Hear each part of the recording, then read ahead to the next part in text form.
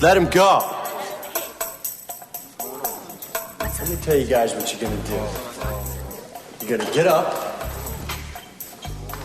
get over there,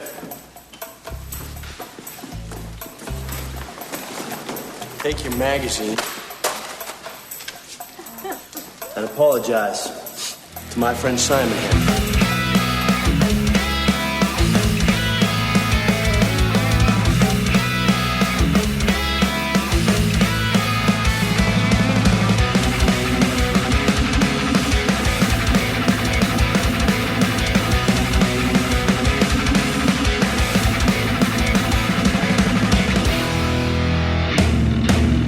We're officially underway.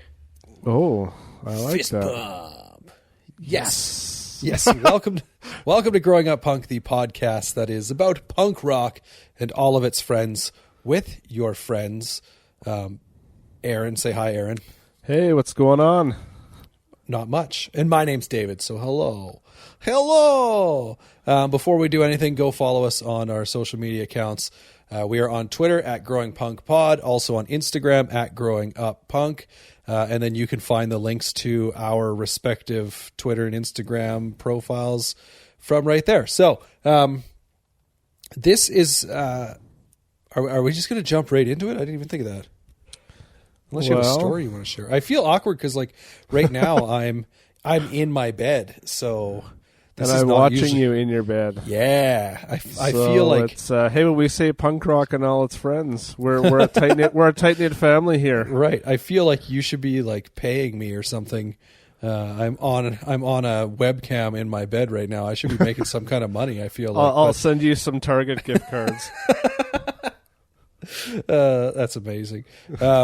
Yeah, so recording in a slightly different... I don't know if it sounds any different on the recording or not, but it may. But it feels different, you know? I don't know that I've ever video chatted from my bed before. We do this over video chat, so Aaron can see me right now in my dimly lit bedroom.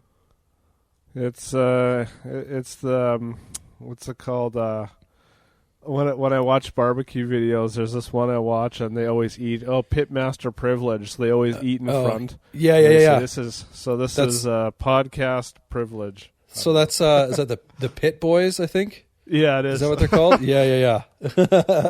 Pitmaster privilege. I just love their like giant beards, like backcountry. Oh, it's so greasy. Yeah, because they don't. Amazing. I'm trying to think if those videos, when I've watched them. Do they typically use a barbecue, or are they like cooking over fire a lot of the time? Yeah, it's typically like over more of a fire, charcoal or whatever. Yeah, that's right. Do you ever watch? They're legit. Yeah, and they're. It's funny because I'm assuming their videos like they have zero idea what goes into making a video. But at the same time, they're huge, and yeah, I always just think like, man, these guys just got the life. Like, what else do they do except right? Their friends are always just there, kind of waiting to eat, and but they got to watch everyone else eat first. Yeah. But it is funny because what else do they got to all be like semi-retired or retired because they're older. Yeah. So like I feel like they're just like, this would be a great way to make some extra money. Do you ever watch? Sometimes I go down like rabbit holes or whatever, rabbit trails on YouTube. Do you ever watch Cowboy Kent Rollins? Yes, I do. I can only handle so much. He's a little too chill for my liking, and there's something about him, and it's funny again because he clearly has no idea what actually goes into making a video, right? Yeah. Like he's not the guy who's in charge of how that video is going to look. He's just the guy who's going to cook, and you know he's got a personality that you know I enjoy. I think I don't know. I kind of like the chillness and how he's randomly does his little like old man dances and stuff like that, and just like shots of like the open field. Yeah, I think it's his wife or whatever just takes like this B-roll of open field. But again, he's like a lot of times he cooks either I guess what does he call her, like Bertha or whatever, his big like wood burning grill stove or whatever. Yeah. Or he does he'll do campfire cooking and stuff like that. I don't know. It's pretty awesome. The first video I actually saw of him was I must have been looking up something about making coffee Because then the first video that came up recommended for him was his cowboy coffee one, which it's literally a video where he's just making coffee. There's a market for everything these days. Right? He's just making coffee on a wood-burning stove. But it entertained me because every time he said the word boil, it came out boil. Oh, yeah. You're going to let that water boil. Yeah. It's like, I can't stop watching. Well, the best is there's this one guy I watch, and when he says tin foil, Yeah. like tin foil, Tinfoil. wrap Yeah, it so in some tin foil. So typically you're watching barbecuing videos, though? Oh, Like, yeah. do you ever get into just even like cooking videos? Oh, yeah. Yeah. It's Yeah, I got all unbelievable. sorts of stuff on my feed. Yeah. Trying to think, there's a guy, his name's Julian, and he cooks only like vegan stuff. Okay, now you're losing me. But yeah, well, I have zero interest in eating, like vegan food, but his personality, I can't remember what his channel name, his like girlfriend or whatever has a massive YouTube channel, and then he's got this thing, but I don't know. I just like watching him. I can't remember the name of his channel though, so we won't go down that road too much further. But yeah, no, we are here. We're kind of, this episode is an episode that actually follows our format that we set out a couple episodes ago and then immediately ditched it, sort of.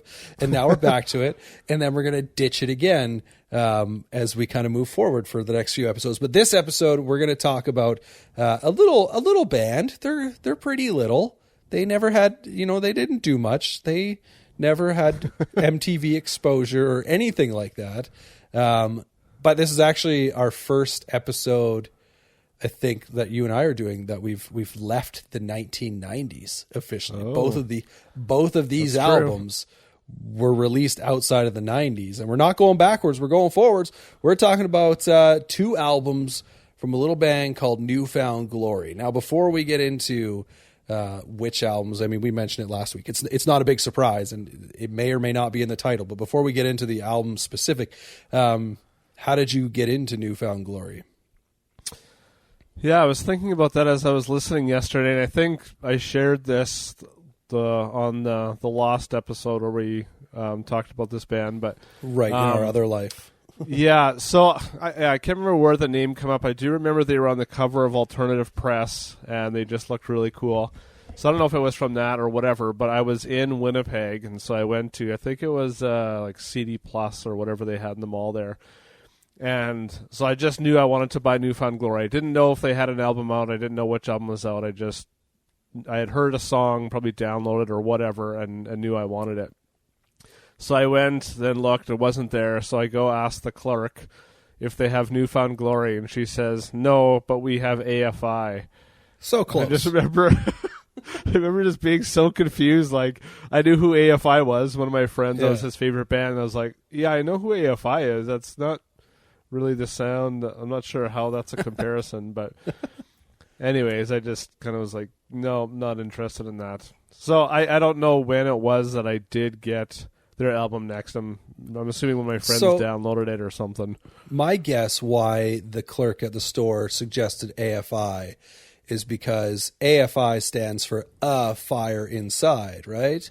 Whereas New Found Glory initially were known as New Found Glory. She's just, super confused about these bands. Starting with the bands that start with the letter A. Yeah, either that or she saw AFI and then also saw NFG and thought, wow, this guy likes bands with three initials. Three letters. Three letters. That's got to be what it is. Although I don't think like the NFG, I'm assuming when this was, that the NFG like sort of logo and branding was a thing yet. Yeah, no. I think that took a few albums anyway until they got to that. But I think, and you mentioned kind of in our past life, an episode that we did on these guys. I'm pretty sure I mentioned in that episode, what I'm going to mention now is that I'm pretty sure I discovered them by reading the liner notes for Slowly Going the Way of the Buffalo by MXPX. In there, they were referenced as A New Found Glory, because I think those were the same liner notes where I heard even about like Good Charlotte. There were a few different bands in there that they thanked them or whatever, because that was the thing you did at that time, right? Yeah. Just like list a novel worth of other bands. And I want to say at that time, because that was before either of those bands really did anything because unless it was in the liner notes for what's it called?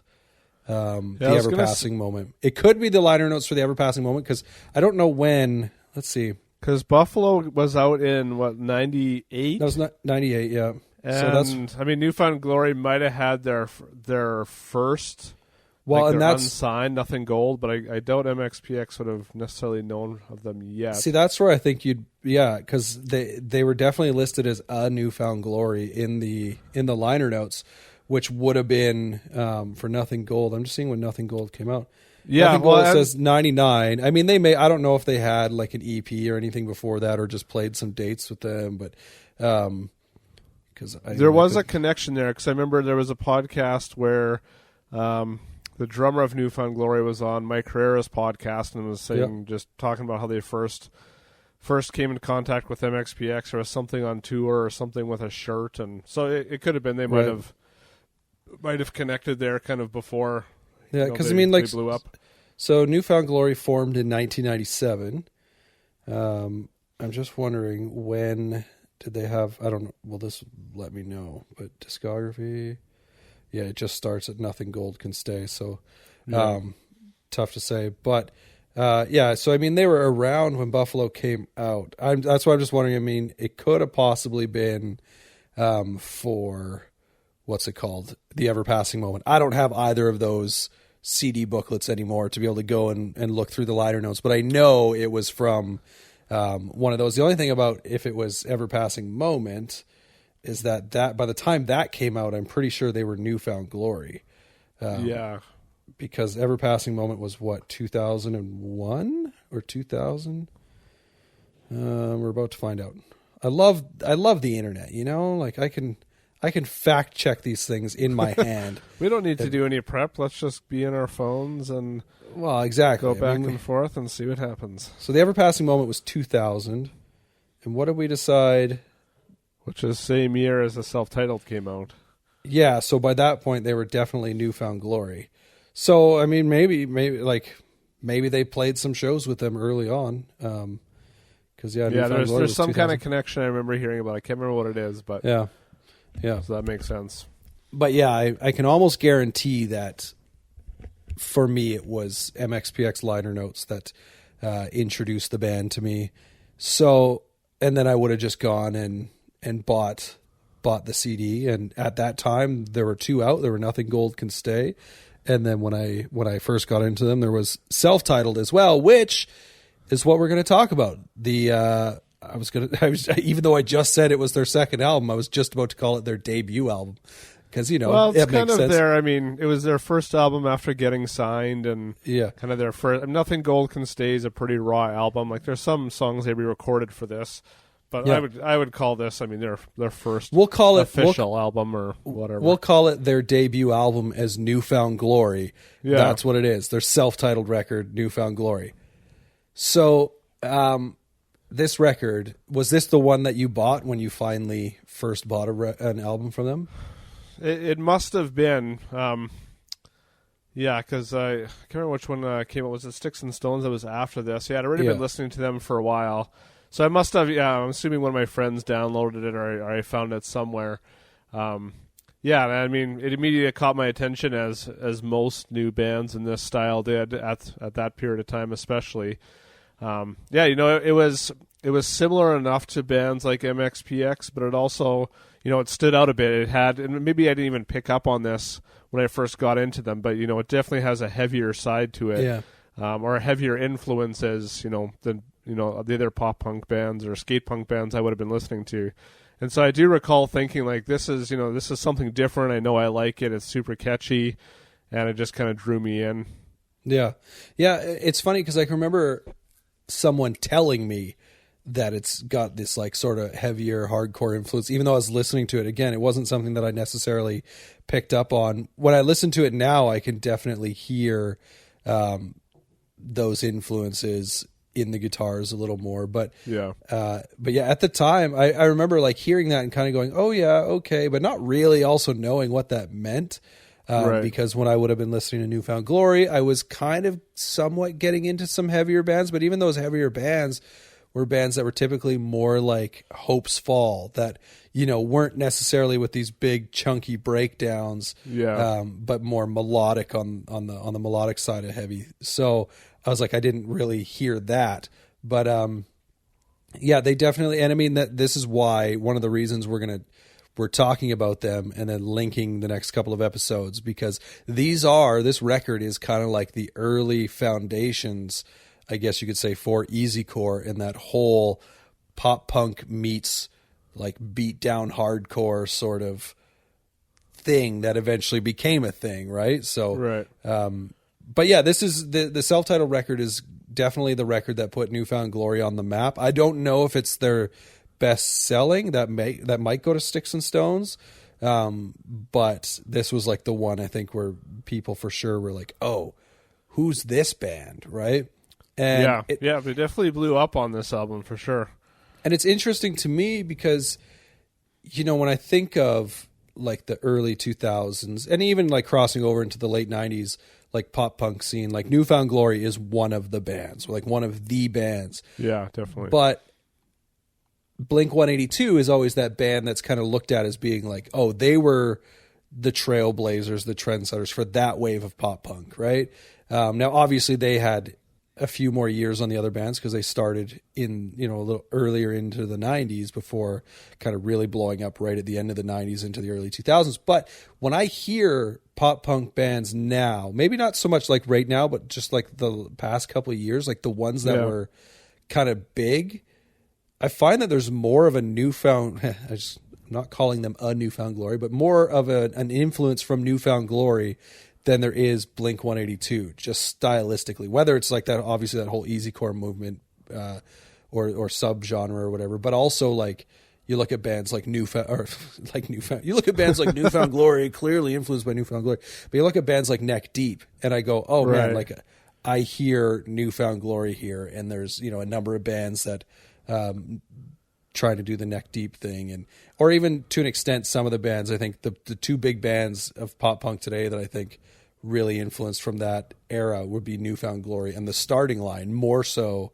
than like Blink-182 sort of thing, even though obviously everyone would be like, oh yeah, Blink-182. But as far as like taking elements of the sound, I find New Found Glory and The Starting Line to be kind of like the two big ones. So that's kind of always interested me a little bit, how those are the bands that really set the tone for what the sound would be now.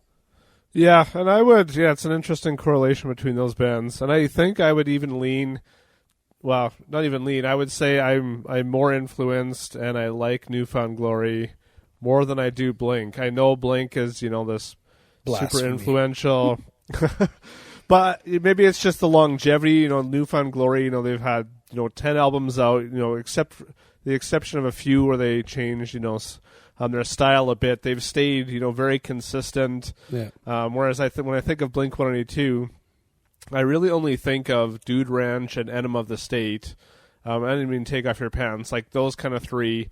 But in the last 10 years, you know, there's been some stuff I've liked of theirs, but I think of that more as an era from back then, whereas New Found Glory for me is still, you know, they have a new album coming out this year that is going to be awesome. I'm super excited for, whereas Blink-182 has kind of lost that for me. And, and just, I mean, it's a bit different. Blink-182 always tried to kind of be a bit more maybe diverse in their sound, experimenting a bit more. And New Found Glory has kind of just been that staple, consistent band. You know, they're drawing a lot of outside influences as well, but kind of still keeping it within a certain realm. Yeah, they like Blink is definitely, and I mean, we can get into this more whenever we do an episode on Blink, but they're definitely a band that was more willing to experiment with their sound. And I think they had big success with that with the Untitled album from like 2003 or whatever. But at the same point, when I go back and want to listen to Blink, it's typically like Dude Ranch, Enema of the State, and Take Off Your Pants, right? Like that's the sound of Blink that I really like. And even like when you talk about 9, which they released last year, I know a lot of people didn't like it, but I honestly looked at it, I was like, Blink's always been a band that kind of feels like they're always trying to grow and challenge themselves a little bit. And I felt like that was, you know, more so than California for sure, was like an album where I'm like, okay, at least they're just trying to be who they are now versus trying to be who they were. Because had they maintained that sound from Enema of the State and Take Off Your Pants sort of thing, like maybe that's different if they're still releasing records that sound like that today, right? Then you go, yeah, well, that's Blink-182. But because they took that step off the ledge with Untitled, and then, you know, from their Neighborhoods or whatever, they took a change and said, I'm like, okay, they're a band that grows and changes with time, and that's fine, because you'll win some and you'll lose some with that. But we're not here to talk about Blink. We're here to talk about some of their more contemporaries, though. But this, you know, this record is, I would put it right up there with Enema of the State, though, and Take Off Your Pants, as far as, and maybe even a step above in the sense that when I look back at kind of who I was at that time, you know, when this came out in 2000 and 2001 sort of deal, it's like the perfect record to kind of describe who I was at that time, right? Like, I was listening to a lot of different bands, and, you know, so I'd be like, oh yeah, I listened to Good Riddance. Oh, I listened to Face to Face. So I listened to like just these different bands that I did. But like this band, I think really accurately would describe who I was in high school. And, you know, part of that I think boils down to the whole, like this record, when I think of like the sad boy pop punk emo kid that I was, you know, this is probably the perfect record right alongside like The Places You Have Come to Fear the Most by Dashboard Confessional. Just like this, like, oh, my heart's always broken sort of thing. Except your heart was broken that much? Well, I mean, I was a high school kid, man. I was just the girls always got away, you know, like that. That's what I had no girls to get away, so my heart was never broken. So there you go. That's just what I always like affiliate with this record, and obviously Places You Have Come to Fear the Most. But this one just feeling a little more upbeat. Yeah, upbeat in its heartbreak. Yeah, that's funny you say that, because I do feel that even, you know, listening to these songs, I do find it hard to relate to. I mean, that's, you know, half or more of pop punk is singing about girls and relationships, and that just was never my reality. Right. And I mean, I'm sure I wished it was back then, but and so I do find it hard to connect lyrically sometimes with bands like this. And I've always been more drawn to the music side than the lyrics anyways. But it's, you know, even just I was reading through the lyrics yesterday, it was like, it's just, you know, they have these huge hit songs, and I'm reading through the lyrics, I'm like, these aren't even really that good. I guess it represents that time or that era or whatever. Sure. But yeah, just, I guess, harder for someone who didn't live that out. You definitely weren't getting a lot of lyrical diversity from New Found Glory. Yeah, that's you know, I was always writing songs about whether it was the one that got away, or, you know, the one that he had a chance with and messed up, or the one that he's with right now, sort of thing, right? Like, it was always, typically I found, like, yeah, it was easy enough to say that most, if not every one of their songs were about girls. Like, it's just the way it was. But I don't know. I look at New Found Glory, though, and watching some of their videos from this era, I just feel like every pop punk kid at that time, like every pop punk guy at that time, wanted to be Jordan Pundik.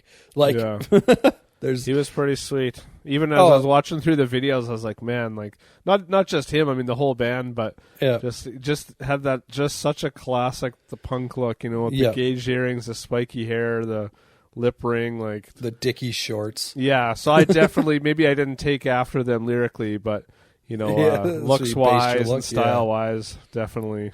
Yeah, I mean, yeah, they definitely went to the same school of dress as bands like Blink-182 and stuff like that. That's the funny thing. Like, when I look at MXPX, like, stylistically, I was like, I don't know if I could picture any of those guys wearing shorts. And maybe it's because they're from Washington, right? So it wasn't quite as warm. So pants were typically more what they were wearing, and they definitely rocked like the Dickies pants, and then and you know, jeans eventually and stuff like that. But when I picture bands like Blink-182 and New Found Glory and stuff like that, now they're from Blink from California and New Found Glory from Florida, from warmer areas. I'm like, yeah, I just picture them in shorts, Dickies shorts. So it's kind of funny. Either that or MXPX was always just like a little bit more,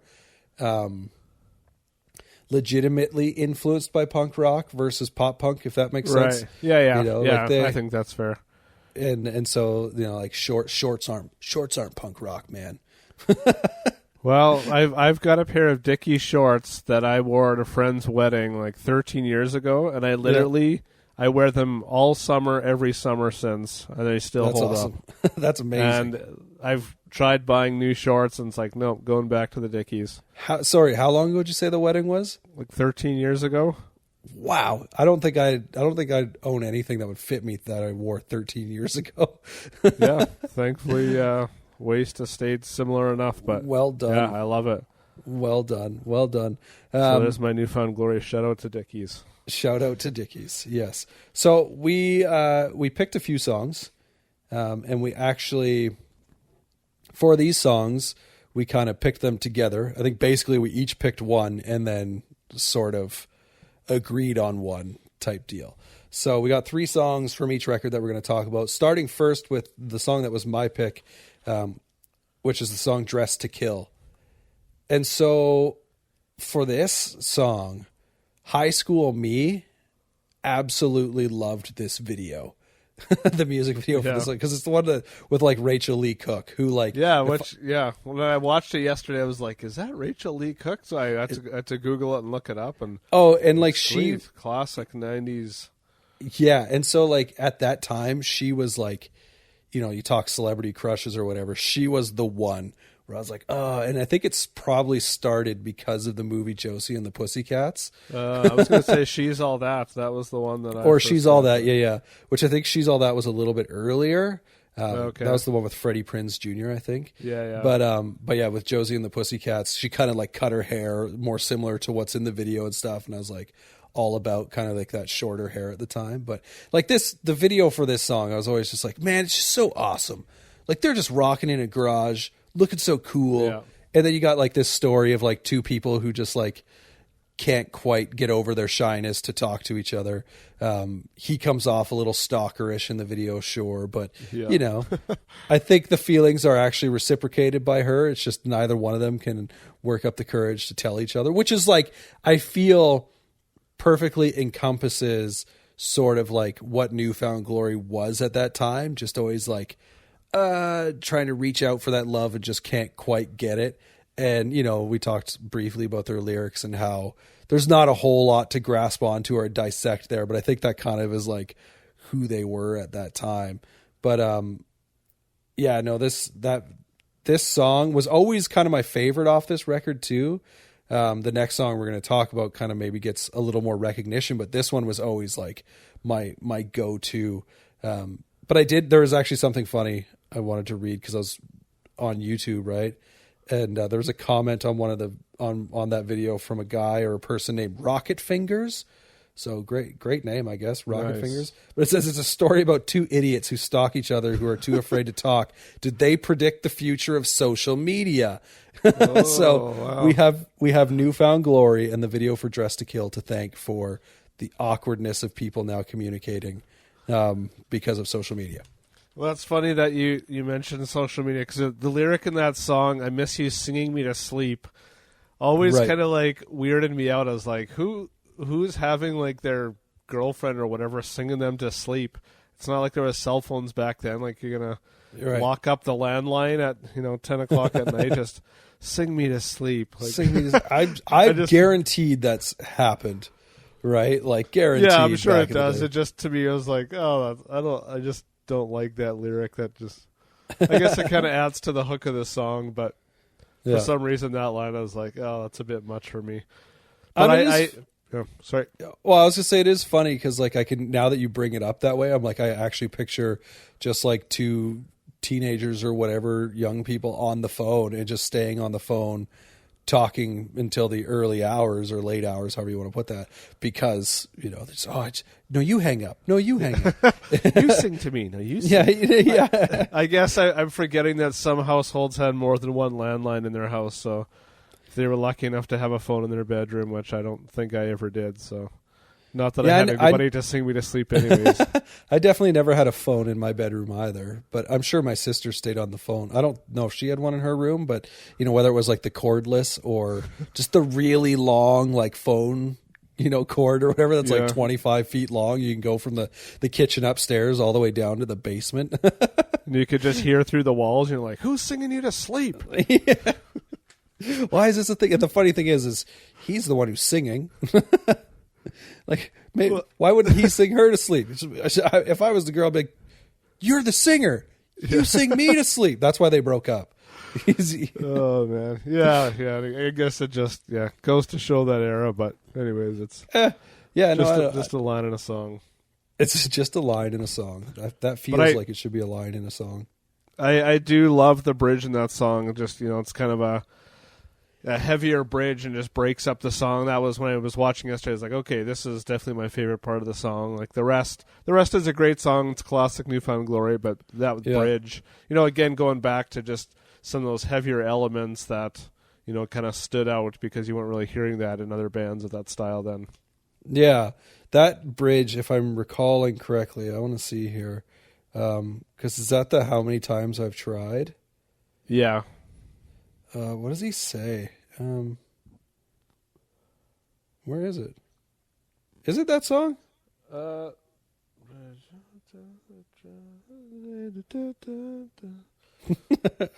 Can you sing me to sleep? I can. Oh no, I think what I'm singing and thinking for the bridge is actually from the next song we're going to talk about. Oh. But I'm trying to see what the bridge is. Yeah, some of it kind of runs together, I guess. Oh, because the bridge on this one is listed as the "Cheer up, my friends, I'll say," and I can't stop pretending that you're forever mine. Oh yeah. Is that the bridge you're thinking of, or are you thinking of the next one? I don't know. Now I'm confused. Because like the bridge on this one it just kind of like it more mellows out a little bit. But I think what you're talking about, when we can move into it, is the song "Hit or Miss." And I think this is the song that was re-recorded from Nothing Gold Can Stay. Yeah. It is, yeah. And this, for me, is the song that kind of put them on the map. I'm sure this was the first song I heard by them, potentially. If I didn't just straight up buy a CD, it's possible that this song I saw on Much Music, or maybe it was on a compilation or something. Because I didn't have Nothing Gold Can Stay. A friend of mine did. And so I remember hearing it on there, but he had that after I had self-titled. But I think it's fair to say this was kind of like their first kick at the can for a single, like gaining traction and having success. But and the thing I find interesting about this song is it kind of, going into their whole sound and something specific in this song, kind of encouraged like pop punk kids to look outside of their genre and listen to music outside of their genre, because these bands all that we've been talking about all existed in a time where like genres are maybe less of a thing now, as far as like people being like, oh, I can't listen to that because it's this or that, or oh, that's not pop punk sort of thing, or that's not punk, that kind of stuff. Like at this time that was very much a thing, like gatekeepers to like the punk rock community sort of thing. But this band, like with their pop punk influences as well as their, like more beat down hardcore sort of influences. But then also the fact that in this song, he talks about Thriller being his favorite song. Yeah. Like that's kind of cool. Like how he like bringing all of that together in a time where I'd say people were fairly narrow minded when it came to the music they listened to. Yeah, that's interesting you say that, because my experience was almost the opposite with genres. Like I didn't. Oh, excuse me. He's dying. I didn't know. I didn't really have any correlation with that. Like I look back and there's so many bands. It's like, oh, that's what that band was. But I just kind of was like, oh, it's faster punk, or it's slower punk, or it's whatever. Because I didn't know. And so I wouldn't, with a band like this, I wouldn't have been able to pinpoint like, oh, there's hardcore influence in this. It's just like, oh, this is kind of a different, heavier punk part or whatever. Yeah, and I find it not so much that kids wouldn't like get outside, like listening, like a kid that listens to pop punk or punk wouldn't listen to harder, like hardcore sort of stuff, right? Like, I don't know that the genres crossed over too much in that sense. Whereas like now, you know, it's almost a given that if someone listens to pop punk, they also listen to like, you know, like Knocked Loose or something like that, right? Like something current and contemporary that's a little harder and stuff. And so that is a little different for me. But even just like that dude's actually saying that Michael Jackson sings his favorite song. Yeah. Like that to me was kind of like, oh, part of me was like, hey, I know what song that is that they're talking about. That's pretty awesome. Also, I think it's funny that he's talking about the needle on the record player and stuff like that. When like that was probably at a time when vinyl was its deadest, Right? You know what I mean? In like the 2000s, like vinyl wasn't really being pressed anymore for the most part. Like through the 90s, it still was to a point, but when all of this stuff was taking over, it most definitely was not. And so for him to be singing about that, good for him. And I like those. Actually, my note is, you know, this song is again, you know, about a girl or relationship, whatever. But I do like the correlation that he uses between, you know, relating to a record player, a radio station, you know, the Thriller song, writing their names on the wall. Like to me, that made the song more interesting. Kind of putting those in instead of just, you know, I miss you singing me to sleep. You know, it had some other interesting elements. I was kind of like, okay, like Thriller. I wouldn't have known who Michael Jackson was when this album came out. Probably, I don't know, maybe. But I wouldn't have pieced that together. Or right, like a record player, you know, thinking like, oh, okay, like, you know, his dad had a record player, or you know that maybe he listened to records on, or whatever. Right, just making it a bit more interesting than kind of just maybe what it is.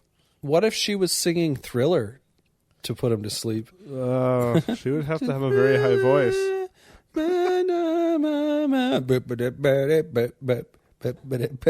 No one's going to go to sleep having that in their ear. Come on now. They could.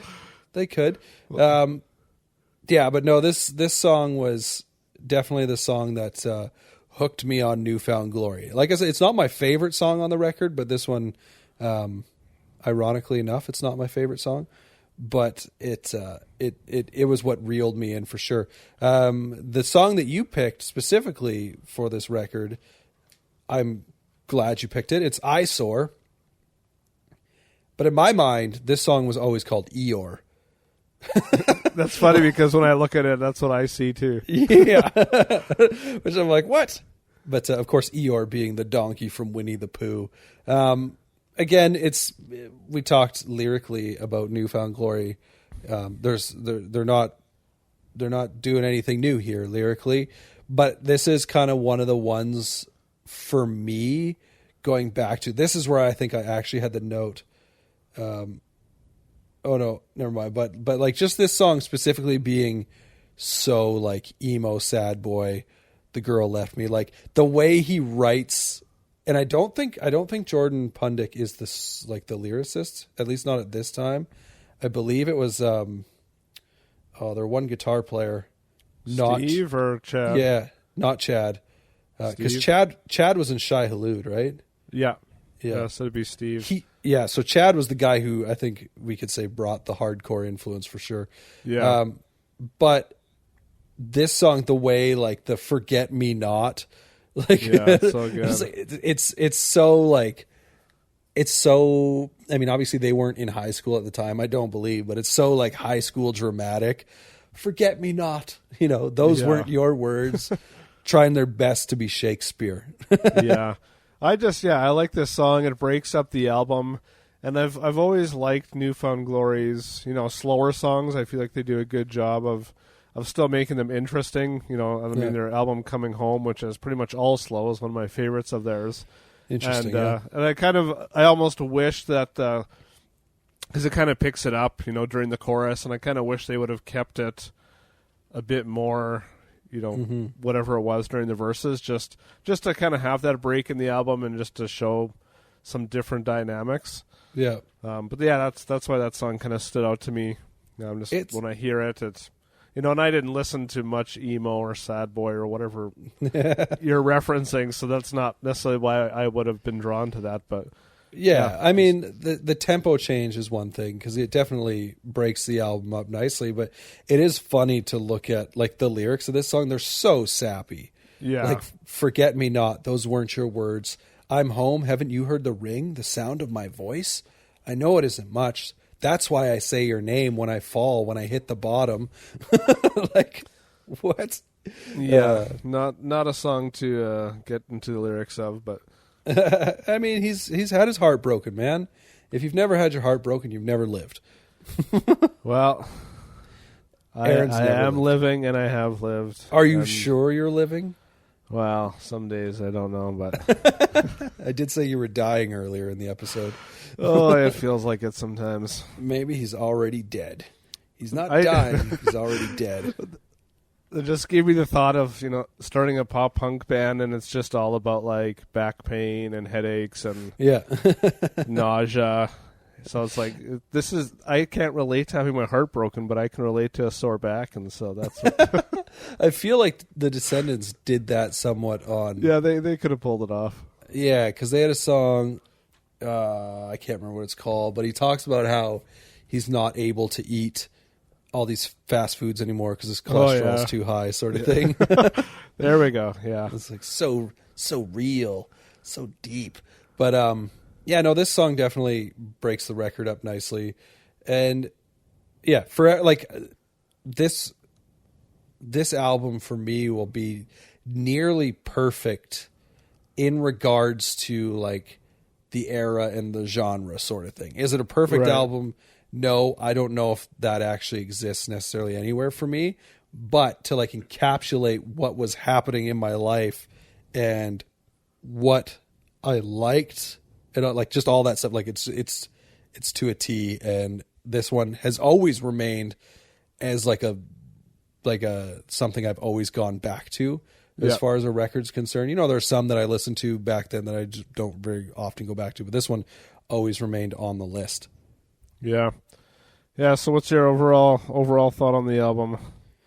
I mean, I love it. Like I said, it's one of the most perfect records for me from that time. Like, yeah, I could never get enough of it. Like as soon as we were like, I was thinking about this, I was like, oh man, there's the new thing these days in podcasting is like doing a podcast about a band, one song at a time sort of thing. Yeah. And I was like, I want to change this show from Growing Up Punk to Growing Up Pundic and just make it all about Newfound Glory. Yeah, that would be a sweet one too. Yeah, but we're not going to. Another comment just to the beginning, we're kind of correlating between Blink-182.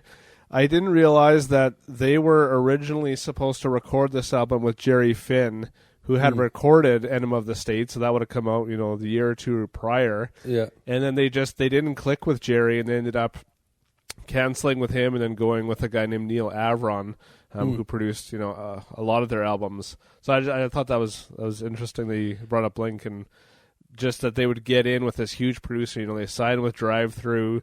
They're this, up and coming band. They're with this producer that just did this album that's blown up in the pop punk scene, and then for them just to not connect with him and kind of move on. But I mean, it's still played to their strengths. The album sold 500,000 copies or more, and they were on Conan O'Brien and all these things that are especially back then were huge for a punk band. For their first big album. So it's kind of an interesting tidbit.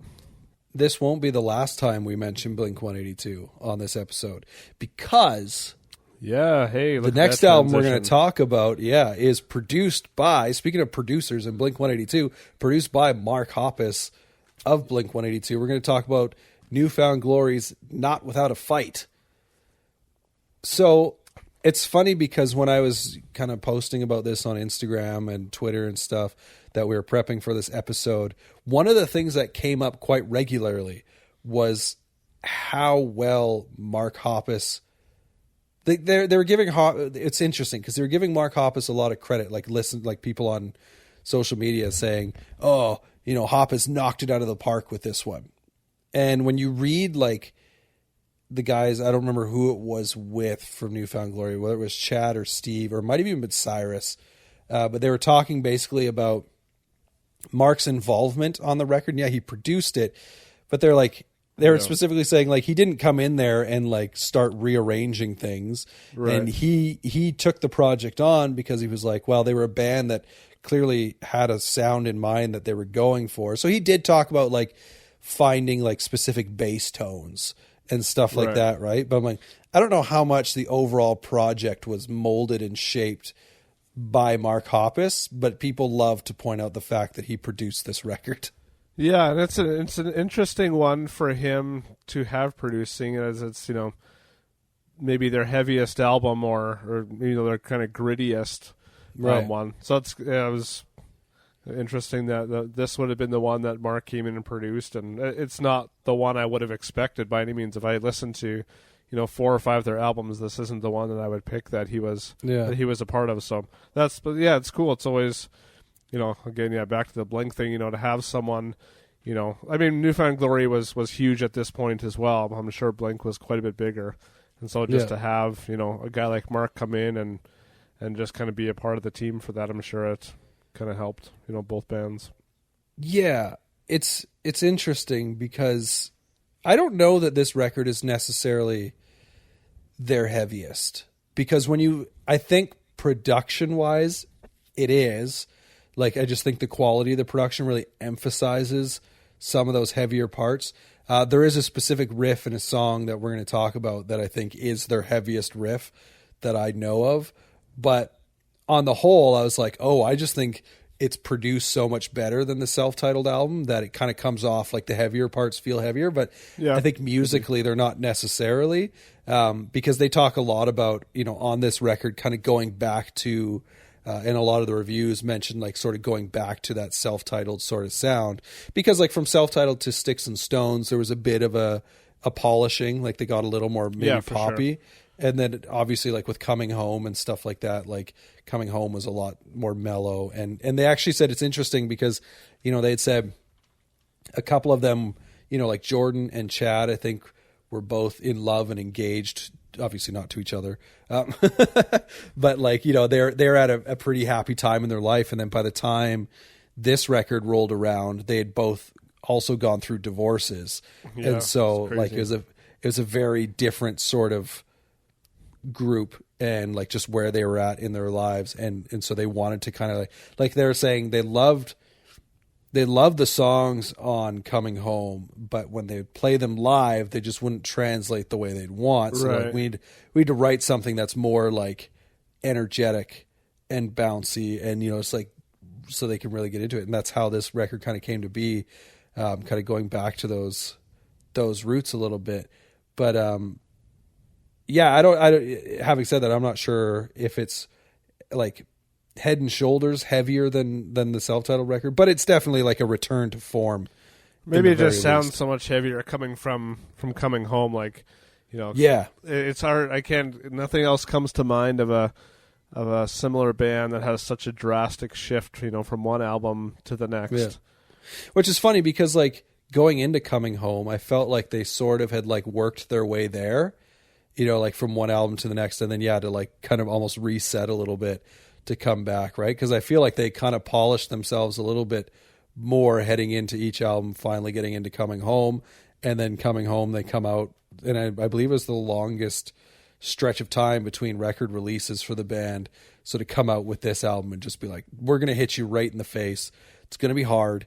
And the interesting thing is too, is like this is their first album off of their major label. I think they're on Geffen. Right.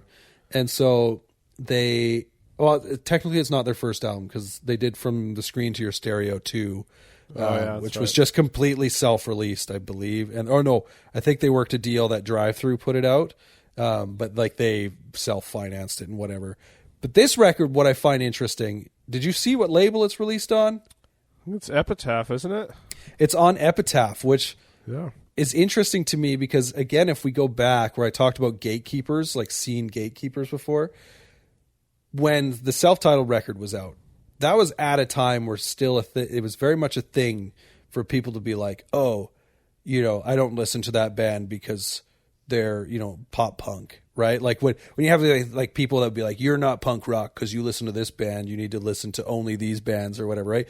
And Epitaph always got a pass. Epitaph and Fat Records were basically like the epitome of bands that were acceptable for true punks to like, which is hilarious when you think about it, because when you listen to a lot of those bands, they're very poppy, right? Like definitely. The sound is still very much the same.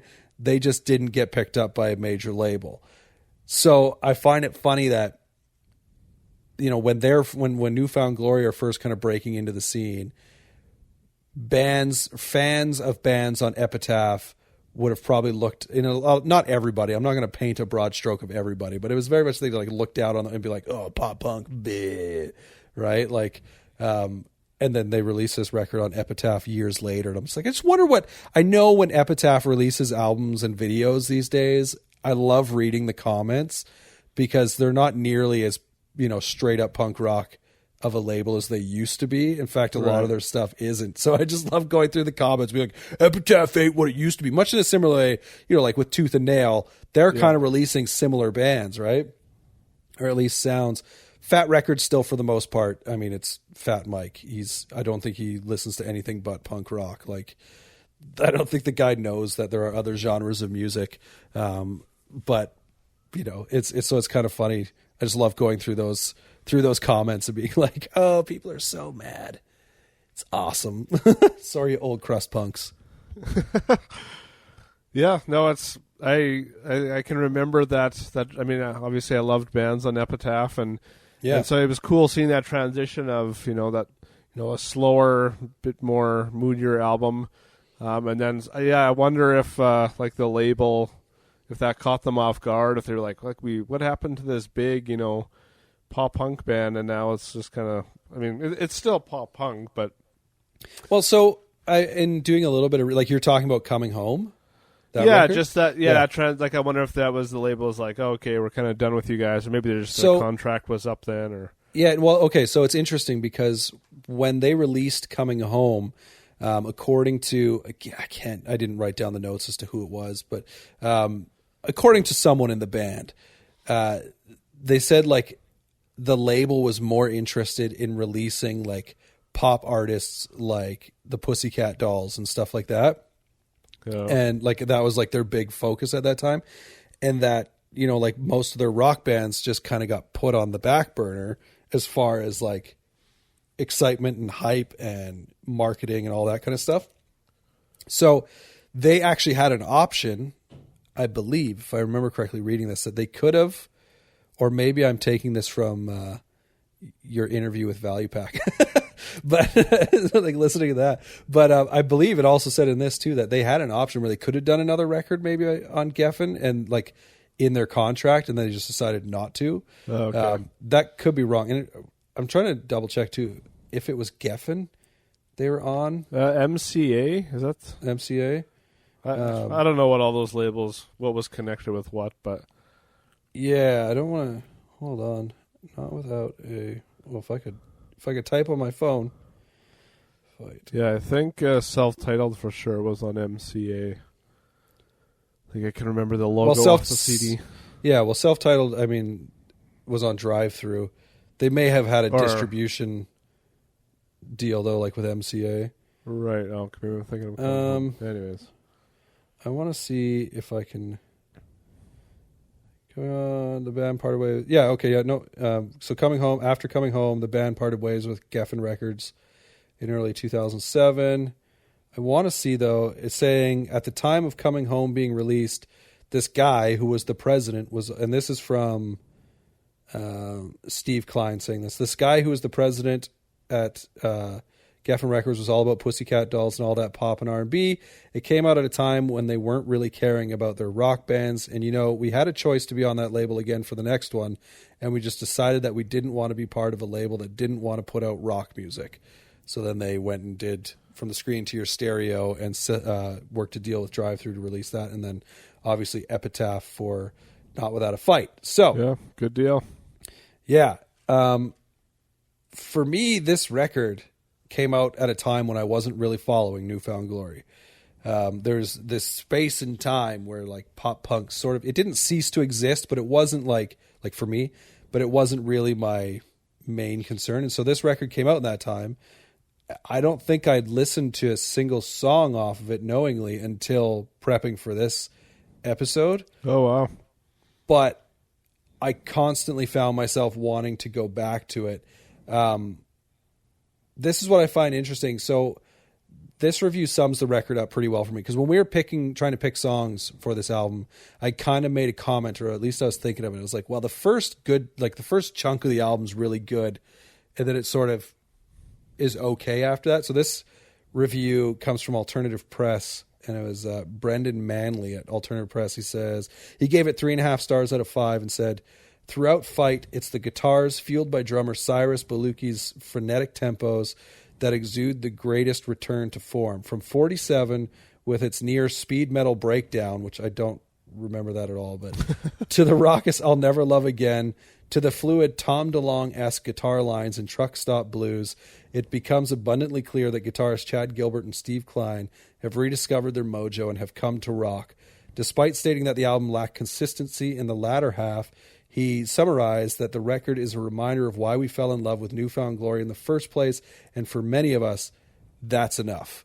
And I think that perfectly summed it up, right? Like, it's not, again, it does kind of start getting a little, all pun intended, hit or miss, kind of as the record progresses. There's still some gems on that back end, one of which I believe we'll talk about because I think it's later on the album. But let's get into the first song, though, that we're going to talk about. And it's none of the ones that people were suggesting. We're going to talk about Truck Stop Blues. And this is the one where the first thing that jumped out to me, and in that review, what I thought was so great, where he says the Tom DeLonge-esque guitar lines in Truck Stop Blues. First and foremost, I guess, before we get into that, here's an interesting fact. This is not the first song titled Truck Stop Blues to be released on Epitaph Records. Oh, what was the other one? NoFX released a song called Truck Stop Blues on Epitaph Records back in 1991. I will say this is the best song called Truck Stop Blues released on Epitaph Records, because I couldn't make it through more than 30 to 45 seconds of the NoFX one. But this kind of going back to what we said earlier in the conversation, where it's like New Found Glory, while yes, they were contemporaries of Blink-182, don't really remind me of Blink-182, because New Found Glory just being chunkier, and I feel like at that time pop punk had so many different sounds from these bands. Like, you can distinctly define Blink-182, New Found Glory, Good Charlotte, MXPX, The Starting Line. Like, they all kind of had their own thing that they were doing inside the world of pop punk successfully, right? Whereas these days it seems like, and maybe it's just that streaming is a bigger thing, so now you just have access to more bands to be like, oh, they just sound like this other band, right? Like, but this song, Truck Stop Blues, is the first time that I could think of that I've heard a New Found Glory song and went, oh, this reminds me of Blink. This is great.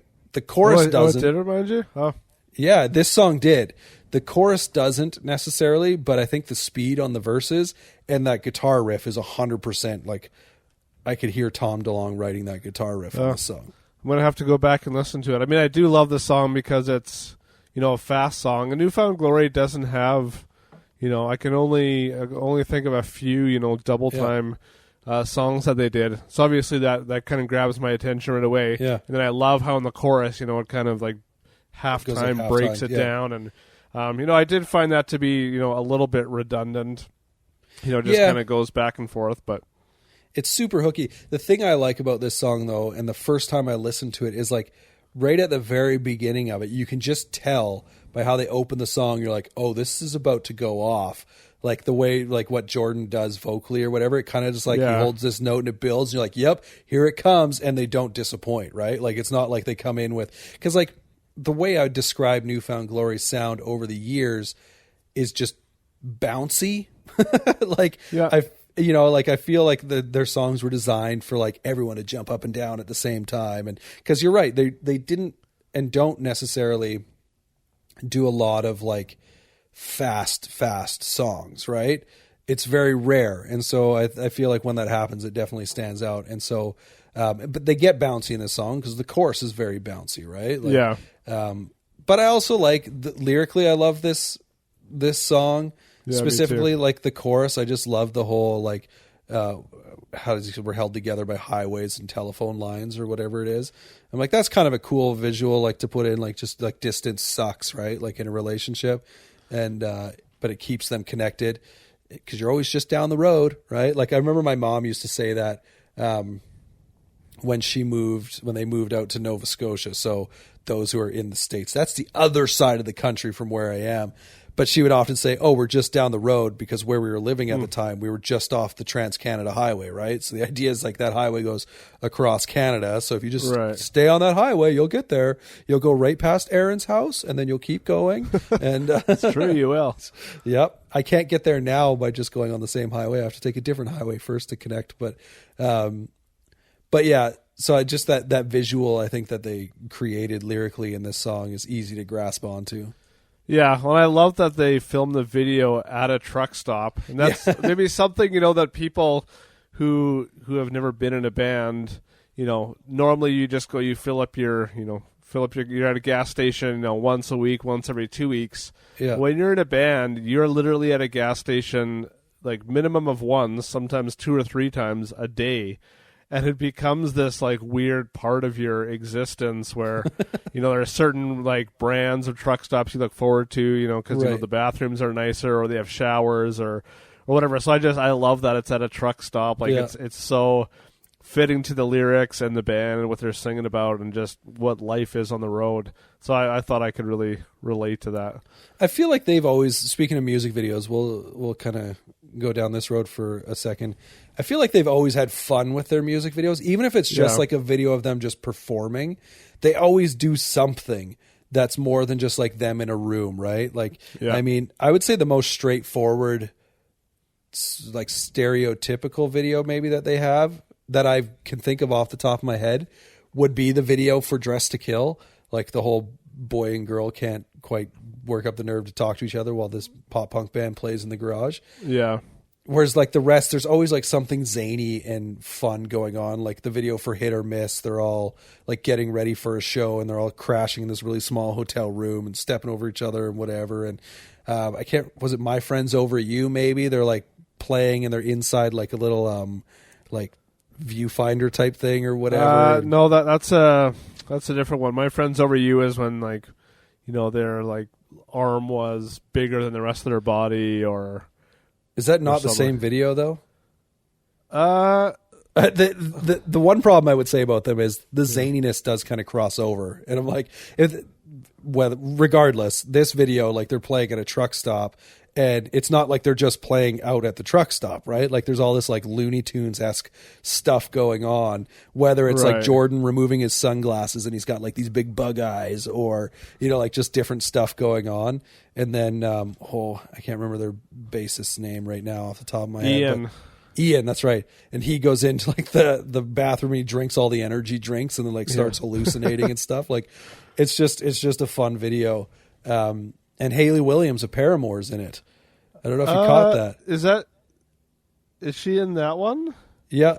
She's like dressed up as like wearing some weird costume and she's outside at some point. I think I have a note that she's I thought it was a different one. My notes are kind of all over the place. She's featured on a song. She doesn't sing on this song. She's just in the video. Oh, okay. So maybe I didn't catch that then. Yeah, it's like I was reading the comments again and someone pointed out, so I went back and watched that spot. I was like, oh, yeah, it is her, because she's like in full costume, right? But so this song, the first time it came on, I was hooked. It can get a little repetitive, like the fast to halftime, double time, halftime sort of thing. But name me an album that doesn't have a repetitive song on it at some point. And name like good albums that don't have repetitive songs on them even, right? So and I think because that's not their formula for every song, right? Like that's true. The double time, cut time sort of thing, or halftime sort of thing. It's almost refreshing in a sense. But yeah, so Truck Stop Blues for me was my favorite song off this album, no doubt. But the next song, so I picked that one. The next one we're going to talk about is one that I think you actually maybe pick the next two when it comes down to it. But we're going to talk about the song "Tangled Up." Is that what it's called? Is it called "Tangled Up"? Yeah, Tangled Up. Okay. I was like, or is it just called "Tangled"? I couldn't remember all of a sudden. No, that's the movie. Yes, exactly. Well, that's why I was like, was it just the same? But this is the song where Hayley Williams is on it. So and good. it is nice because she's featured on it, but not in like a feature way where it's like, oh, she gets the bridge or something. Like she's just doing backup vocals. Yeah, and you hear them like come in, harmonizing or whatever. yeah, and you're like, oh man, she can definitely sing. I don't think they're together anymore. No, they're divorced. He's already engaged or remarried or something. But Just moving on, hey. well, there was quite a bit of time in there. But Oh, anyways. for sure. They're the pop punk power couple, though. Yeah, I know. It kind of makes me sad, but anyways, that's You'll get over it. Oh, come on. Actually, no, Aaron. How does it make you feel? No, what were you going to say? Well, I love this song. It's super catchy. To me, this would be probably my favorite song on the album. It doesn't, which is odd because it's definitely not one of like the heavier influenced ones or whatever. But that chorus is just so catchy, and I also love that the lead guitar is featured a bit more on this. Like as I was listening, they're one of those bands that they had two guitar players for a long time, and they kind of went back and forth between doing lead parts, but a lot of their songs I kind of found myself missing it a bit on this album. Like it would have been nice to have more of a lead part here, or just a more prominent guitar. So I do like that there is a lead guitar on this one, kind of driving the song. But yeah, super catchy and never get sick of it. It's funny because this song didn't really click for me until it was either today or yesterday. But like when you'd picked it, I was kind of like, oh, okay, like it's fine, it's nothing special to me. But then you bring up the chorus and how catchy it is, and I was like, as I was driving into work, I was like, all of a sudden I was like, oh shoot, I'm singing along. Like I didn't even realize. Right now I couldn't like.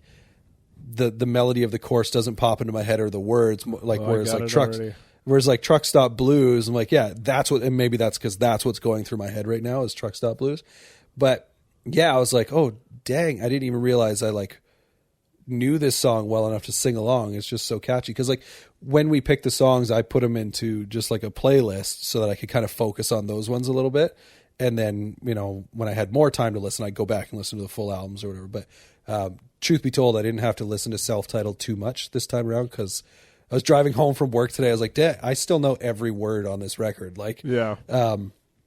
So this one, like this album got more listens over the course of the week for me, but because I'm not as familiar with it. But yeah, all of a sudden it clicked and I was like, oh, yeah, no, like the chorus on this song is so catchy. And then when I kind of tuned in and the Hayley Williams sort of feature on it, I was like, it's nice and subtle. It's real awesome. I was just bummed that there's no music video for it because they just have such fun music videos.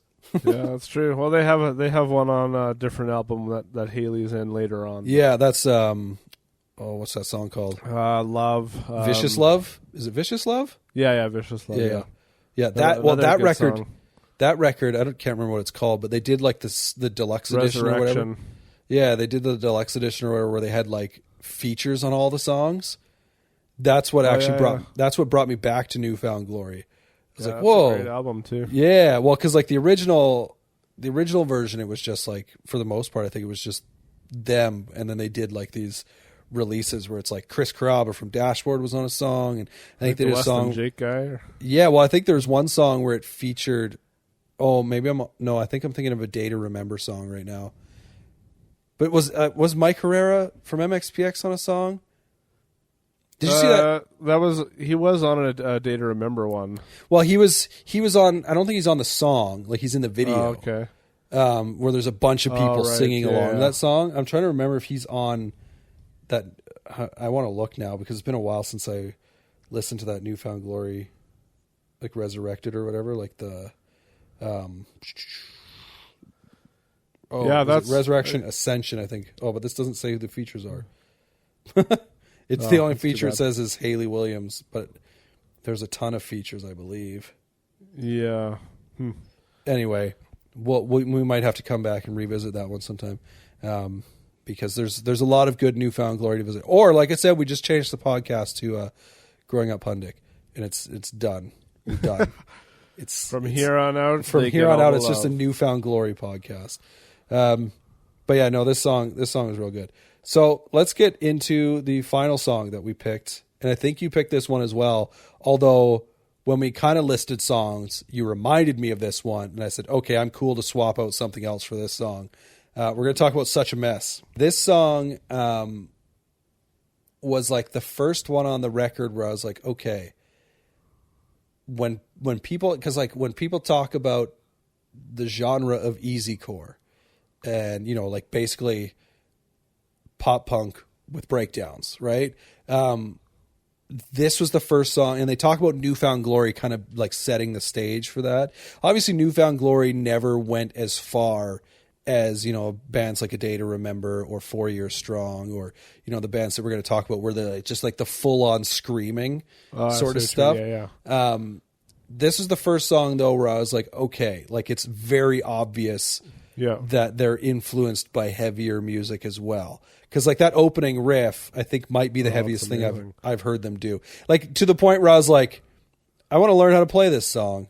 So I went on Sunday, I think it was, maybe Saturday. I forget what day it was. This past weekend, though, and busted it out and started playing. And I was like, all right. Part of it because I was like, oh, I want to know what they tune in, because knowing that they kind of had a bit of a heavier sound, I was like, were they messing around with tunings at all? That one's just in drop D, which is funny because bands now are like going to drop C, right? Like I'm like, they're all sorts whole of other step down, but. Yeah, so like that opening riff, I was just like, yeah, I can groove to this. And that's funny you say that, because that's like pretty much my only note for that song was heaviest part they've ever written ? So yeah, I mean it's so catchy, but yeah, it's not heavy in a way like some of those other bands you mentioned. And I think they always did such a good job of that. Like they could throw a song like that in, but also have a song like Tangled Up that is pretty far from that, on the same album. But it still sounds cohesive. It all still fits.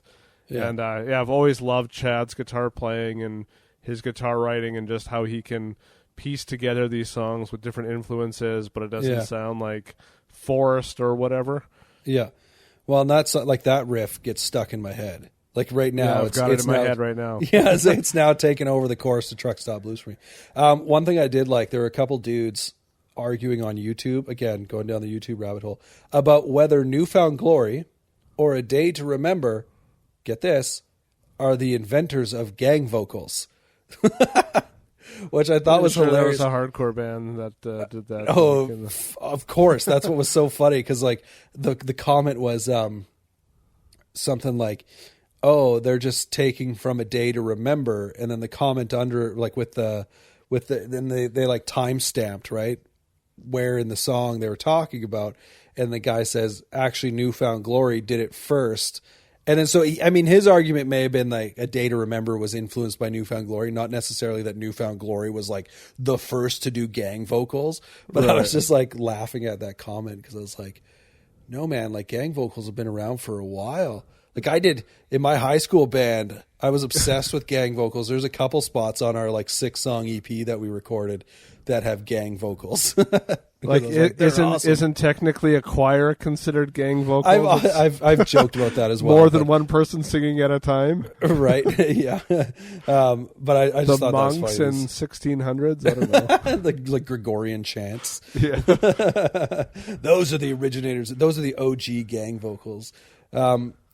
But I also found like this song, while typically it's pretty easy to take a Newfound Glory song and say it's about girls, this one lyrically, I was like, I think it probably is, especially knowing that some of the guys had like over the course between their album prior to this one and this one had gone through divorces and stuff. I'm pretty sure this is probably about girls, but it's also easily kind of like relatable, just being like toxic relationships in general, right? Like just even someone who you feel has held you down sort of thing, and be like, nope, I'm out of here. But if heartbreak keeps those kind of riffs coming, then keep it up. Yeah, man, if it makes them angry and stuff. But so like this song, I was down when you brought it up. I was like, "Yep, we're going to do this," and that's because I think it's a good tie into what we're going to do, kind of going forward. But let's, I think, first and foremost, what were your thoughts on this record? Yeah, I listened to it. I think it was about a year ago. I was in the winter. I was walking around the lake here in Regina, and I listened to this album, and it just reminded me how much I liked it. For some reason, it just didn't stand out, in my top New Found Glory records. But ever since that, I've gone back to it a few times, and I just forget how good it is. It's got, maybe you said the back half is a bit weaker. I don't know. I kind of take albums in these genres kind of cohesively. So I really enjoy the whole album.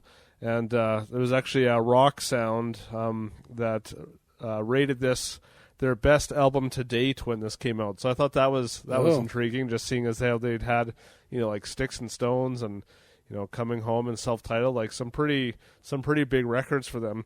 So I don't know necessarily that I would agree with that, but I do think it's a really solid record. I can actually remember when this album came out and just feeling a little bit disappointed. I don't know for what reason, but I just kind of left it for a number of years. I don't know if it was because I was into heavier stuff at the time. Right. Yeah, but like I said, when I go back, I'm always just like, man, like, okay, I got to revisit this more often. Yeah, and this I'm glad. I can't remember if you chose this record because a while ago I had tweeted out that we were thinking of doing a series of episodes on Easycore, and I said, who should we which albums should we feature? And I know David from Jimmy Eat Pod had suggested New Found Glory. Catalyst was one. I'm trying to remember if Not Without a Fight was the other, or if he had suggested Catalyst and something else, and then you had brought in Not Without a Fight. I think I said Not Without a Fight, just knowing that it kind of had those heavier elements to it. So, but the reason that we chose, before I get into this, I definitely appreciated getting to listen to this record because it might be the only New Found Glory record going into this that I had never listened to, even at least a single song off of. Because when I look at their discography, I go, oh yeah, I definitely at some point in time checked these all out, just depending on when they came out, sort of thing. Yeah. Anyway, the reason we did this band first was because they're often thought of as one of the bands that kind of laid the foundations for Easycore. In fact, New Found Glory's fall 2008 headlining tour was called the Easycore Tour. Yeah, I remember that, and I wish I could have seen it. And featured, are you ready for this? Oh, I know. A Day to Remember, Set Your Goals, 4 Years Strong, International Superheroes of Hardcore, which I believe that was New Found Glory, wasn't it? Yeah, oh, so good. And then Crime in Stereo. But, so 3 of those bands we're going to discuss, plus we're going to discuss another one. So, in the next 2 episodes, we're going to break these up, and we're going to do. Do you have your albums picked? No, but well, you're about to. You're about on the to. Spot. So we're going to talk about A Day to Remember, Set Your Goals, 4 Years Strong, and Captain Chunk. So you have to pick on the spot because this is kind of a subgenre that I've listened to all of. Well, I don't know if I've listened to Set Your Goals actually. But 3 of the 4 for sure I've listened to at different points, but not when they were at their peak, except for maybe A Day to Remember. I had a buddy show me the CD and be like, you got to check this out. And I was like, yeah, that's kind of cool. But never really got hooked onto it in any fashion until almost more recently being like, okay, yeah, I can get into this. So it is your job right now to pick. Let's go with a record from 4 Years Strong and a record from Captain Chunk. Oh, those were okay. I was thinking A Day to Remember and and Set Your Goals. And Chunk, No Captain Chunk, just because they're the heavier. I mean, we don't necessarily have to put them together, Yeah, But we're when Chunk No going to. Captain Chunk came out, like all I saw was like a Day to Remember ripoff band, basically. Right. So it might be Okay. interesting to kind of Okay. Let's do that then. because I do think there are some similarities, but also some differences. So Yeah. Okay. Let's do those two then. yeah, let's. Are we going with Homesick from A Day to Remember? That's kind of their biggest If you one? want to, that record we discussed in the past. Well, not you and I, but in the past life of this Right. podcast, that record was discussed. We could do Yeah. it again, or My next one would be Common Courtesy, actually, just because it was the album that kind of came out of their big feud with Victory. I think it's a very diverse album, but the different styles they do are done really well on that one. That's definitely probably my favorite of theirs. Sure. So I think that's Common Courtesy. That's your favorite of theirs, because that's all Yeah. that matters. Okay, so let's do that. And then, what do you want to do with Chunk? I think they just have the two full lengths to choose from. Let's go with their last one, which was Lose Yourself, something like that. I think the first one was Pardon My French. Get The second Lost, one Find was- Yourself. Yeah. Which this record has an absolutely fantastic song on it. Yeah, This is like okay. This is the Chunk No Captain Chunk record that I probably listen to the most. I know that is it Something for Nothing? Is that the one with like, hey dudes, are you ready to? Like, that was like their big sort of like, they actually had 4 records. Oh no, 3. They had Something for Nothing, Pardon My French, and Get Lost, Find Yourself. But okay. Well, Something for Nothing, yeah. I think, was before they kind of really, maybe. did Pardon My much. French. I think. Yeah. Anyways, yeah. Let's go with those ones.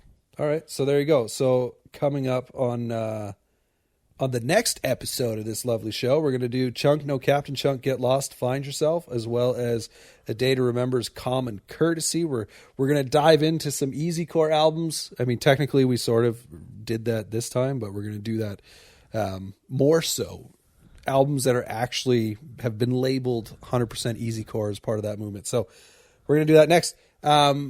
Go ahead, follow us on Twitter at Growing Punk Pod and on Instagram at Growing Up Punk. You'll find links to our personal social media accounts there as well. And wherever you're listening to the show, make sure you subscribe, you rate it, you review it. Reviews would be awesome because that helps them actually suggest the podcast to listeners who are listening to other things that are similar and whatnot. And as always, if you're listening on YouTube, stop. Maybe you should just stop posting it on YouTube. Well, I mean, maybe, but at the same point, I know. extra. Yeah, as I say, but if you want to get the full experience, go listen to it on your favorite podcast app because we're here talking about music. We also like to listen to music, so you get music when you do that. But yeah, other than that, that'll do it. So goodbye.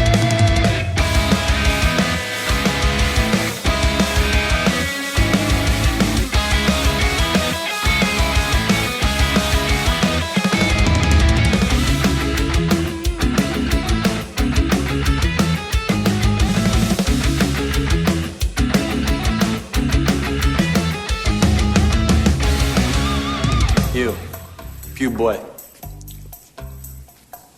Grab the pizza. Well? What? What do you think? Hoover it.